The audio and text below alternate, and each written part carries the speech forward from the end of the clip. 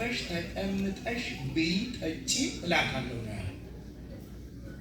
እንግዲህ ለሱ ብቻ አይሆንም እኮ ረሃብ ካለ ማንም መጥቶ ሊዘርፈው ይችላል። እንዴ አንተ በልተህ እኔ እንዴት ጦም አድራለሁ ይለዋል። እሱ ለራሱ ብቻ አሰበ ማለት ነው። ስለዚህ በእውቀትም በሀብትም ባለን ነገር ሁሉ ከሌላው ጋር ተካፍለን ሌላውን አካፍለን እንድንኖር ነው እግዚአብሔር ያዘዘን።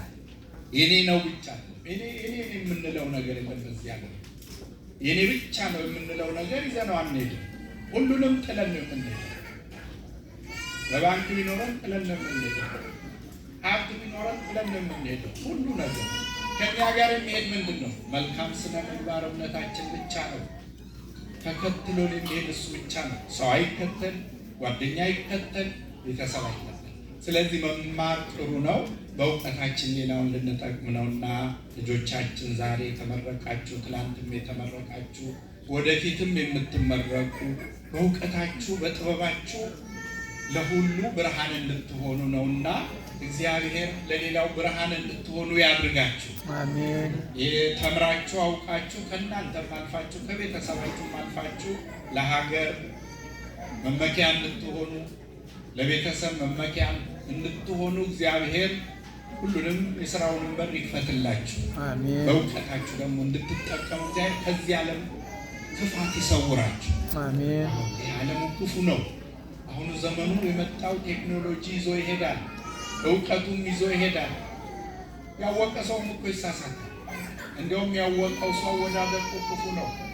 እግዚአብሔርን የሚፈራ ሰው ብቻ ነው የሚድነውና እግዚአብሔርን የሚፈራ ልቡና ለሁላችንም ይስጠን። አሜን። ተባረኩ፣ ደጉ። ሌሎቹም በመማር ላይ ያላችሁት እግዚአብሔር ትምህርታችሁን በሰላም ያስጨርሳችሁ። አሜን። የጨረሳችሁ ደግሞ ሰርታችሁ ለመኖር ያሰባችሁ ቦታ ለመድረስ አሁንም እግዚአብሔር ይርዳችሁ። አሜን። ቀጥሉ። ትምህርት ምን ይሰራላት አትበል። አንድ ላይ ጋር የማንስማማበት ነገር አለ። እንደ አንድ ብዙ ወጣቶች አሁን ልማር፣ አሁን ኮሌጅ ጨርሼ ልቀጥል፣ አሁን ሃይስኩል ጨርሼ ልቀጥል፣ በቃ ይበቃኛል፣ ስራ ነው የምፈልገው የምትሉ አላችሁ። ስራ ጥሩ ነው፣ ያስፈልጋል። ግን እየሰሩ መማር አይቻልም? ይቻላል አይቻልም? ይቻላል እንዴ? እየሰሩ መማር ይቻላል። ትዳር እያለ መማር አይቻልም እንዴ? እንዴ ይቻላል። ቻሌንጅ እኮ ነው። ሁሉም ተሳክቶለት እኮ አይደለም የሚማረው። እንዴ ተሳካለት ብቻ ትምህርት ቤት የሚሄድ ሌላው እኔ በቃ ኃላፊነት ይበዛም አይደል? ታይም መውሰድ፣ ፕሮግራም ማውጣት ባላችሁ እንዳቅማችሁ እንዲያው በመጠኑ ዛሬ ደግሞ ቴክኖሎጂ ጥሩ ሆኖ ቤት ቁጭ ብሎ ሳሎን ውስጥ ቁጭ ብሎ ትምህርት መከታተል ይቻላል። ኦንላይን ላይ ኮርስ ማለት ነው። ስለዚህ ትምህርት አትናቁ፣ ውደዱ፣ በቃኝ አትበሉ። ከተማራችሁ ብዙ እድል አለ።